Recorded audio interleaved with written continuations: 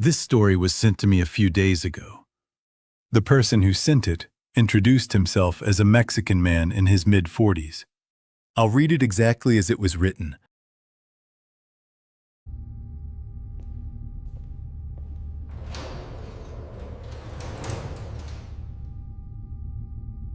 When I was still in high school, I worked a part-time job cleaning dead bodies in a hospital morgue. There wasn't the dramatic reason I took that job. My family needed money. And at that age, I didn't really get to be picky. The pay was good, better than anything else a teenager could get, almost twice the usual hourly rate. At the time, I didn't ask why. I just accepted it. The first time I went down to the basement, I remember the air changing. The elevator doors opened, and it hit me immediately. Cold, damp, a mix of disinfectant and metal that made me not want to breathe too deeply. I remember thinking, so this is what it smells like down here. On my first day, they didn't explain much. They just handed me a pair of gloves and told me to put them on. The gloves were too big for my hands. They snapped a little when I pulled them tight. That sound stuck with me. They told me what my job was. To clean the bodies. That was the phrase they used. No medical words. No softening it. They showed me how to do it once. Slow movements. Nothing rushed. They said to start with the arms and hands, then the legs, and to leave the face for last. Always the face last, one of the workers said. Like it was a rule everyone already knew. The skin was colder than I expected. Not stiff yet.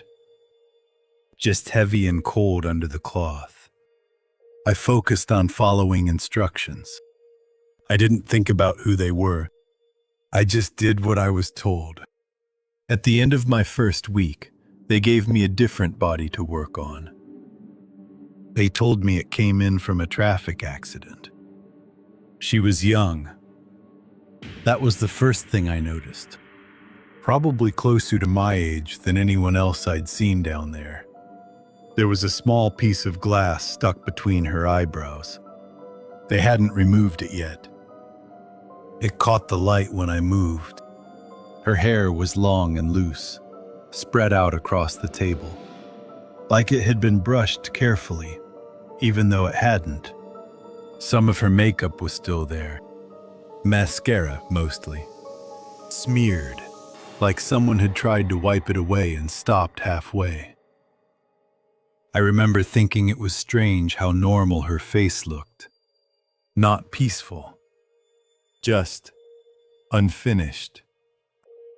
That was the first time I thought this about a body. That something about it stayed with me longer than it should have. I was cleaning her face when it happened. I had saved it for last, like they told me. I was wiping around her eyes, being careful not to press too hard. That's when I saw her eyelid move. It didn't snap open. It didn't jerk. It just lifted slightly, very slowly. About halfway. Then it closed again. I froze. I couldn't move my hands. I don't think I was breathing. One of the workers noticed and looked over. He followed my eyes and sighed. Muscles relaxing, he said. Post-mortem stuff. I nodded like I understood, but my hands were shaking. The cloth slipped out of my fingers and fell onto the floor. Later that night, I helped move her into one of the refrigeration units. The room was quieter then. Most of the staff had already left. We slid the tray inside and pushed it all the way back. At least, I thought we did. When we turned off the lights and started to leave, I glanced back without really meaning to. One of the refrigerator doors wasn't fully closed. Just a narrow gap. In that gap, I thought I saw her eye. Half open, looking straight out. I stopped walking. My chest tightened. I told myself it was just the light, or a reflection. I considered going back to check. Then I realized I was alone. The hum of the fluorescent lights felt too loud. I turned and ran. Nothing happened for a few days after that. At least, nothing obvious. My shift stayed the same. Late hours. Long stretches of quiet. One night, while I was watching the security monitors, I noticed someone standing near the basement elevator.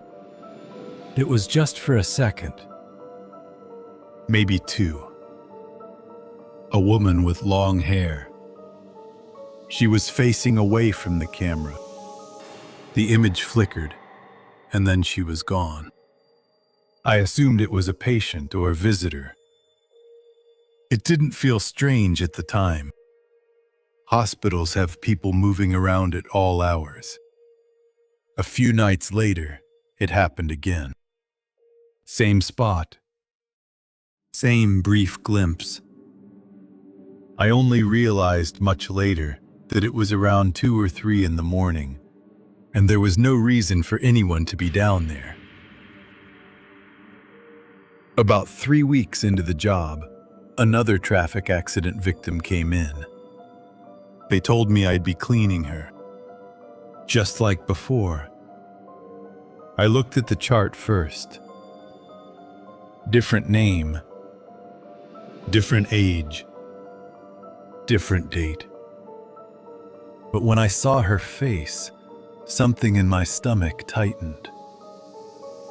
She didn't look the same. Not exactly. And still, it felt like she was.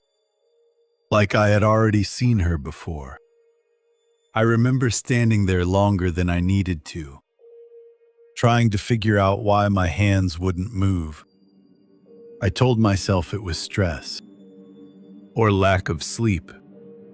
Faces start to blur when you see enough of them. That's what I thought. Still, as I worked, I kept thinking the same thing. She felt familiar. After I finished cleaning her, I slid the tray back into the refrigerator unit. I turned toward the hallway, already thinking about getting out of there. That's when I heard it. The sound of wheels scraping softly across the floor. I turned around. The tray was sticking out. Just a little. Past the edge of the doorway. I stared at it, confused. I was sure I had pushed it all the way in. Did I not close it properly? I said out loud, to no one. I grabbed the handle and pushed the tray back inside. As I did, a stack of folded towels slid off the top. They fell all at once. Heavy. Cold. They hit my shoulders and head, and for a second I couldn't see anything. When I bent down to pick up the towels, I noticed the floor was wet. Not soaked, just damp. Like water had been dripping there for a while. I stood still and looked around. Nothing else was wet. I checked the tray. The sheet covering the body was dry. I pressed my hand against it anyway. Nothing. I looked back at the floor. The wet marks were still there. I told myself it had to be condensation. Cold air from the unit meeting warmer air outside. That happens in basements.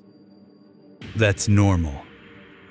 I said it out loud, like hearing it would make it more convincing. Then I picked up the towels and went back to work. During my last week on the job, I was working a night shift alone. The hallway lights started acting up. One strip of fluorescent bulbs flickering on and off.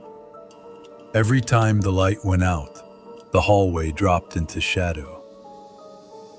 And every time it came back on, something felt different.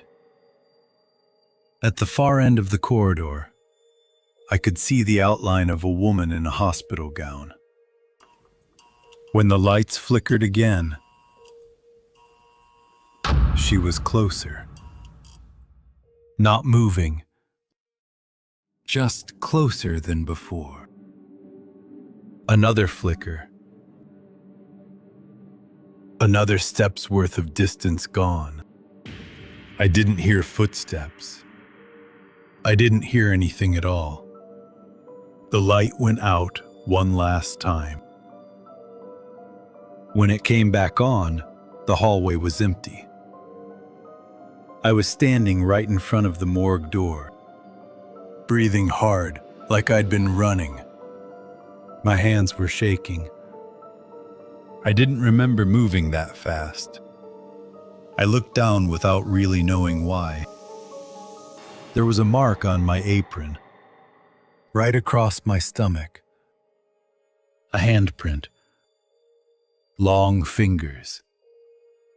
Smeared downward, like someone had dragged their hand across me. The fabric was dark where it touched. Wet. I pressed my fingers against it. The dampness soaked through immediately. It wasn't cold anymore. It felt fresh. When I pulled my hand away, my fingers were wet too. The moisture filled the spaces between them. I quit that same night. I didn't wait for my shift to end. I told them I wasn't coming back. I didn't explain why. They said I'd lose the rest of my pay. I told them that was fine. I didn't go in the next day, or the day after that. For the rest of the week, I stayed home and tried not to think about it. When my family asked, I said the job was too much for me. That part was true. After that, I avoided that hospital whenever I could. If I had an appointment, I made sure it wasn't in the basement. I never went near the service elevators again. Even now, I don't like being alone underground. A few months later, I was at home watching the news. There had been a serious pileup on the road near the hospital. Multiple cars. Multiple victims. They showed footage from the scene. Flashing lights. Ambulances lined up along the street. As the report went on, a list of names appeared on the side of the screen. I wasn't really paying attention at first. Then one name caught my eye. It felt familiar. Too familiar. I was sure I had seen it before. On a chart, down in the basement. I leaned closer to the screen, my stomach turning cold. I told myself it was a coincidence. Common names exist. Still, I changed the channel after that. That's everything I remember. Or at least, everything I'm willing to say out loud. I honestly don't know if it was the same woman, or if my memory just tangled things together. I've gone back over it more times than I can count. There's no clear answer. What I do know is this. After that job, I couldn't ride hospital elevators alone anymore. Especially the ones that go underground. If a woman in a hospital gown passes by me, I look away without thinking. I don't mean to.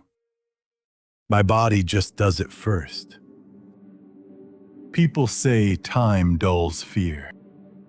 Maybe that's true for some things.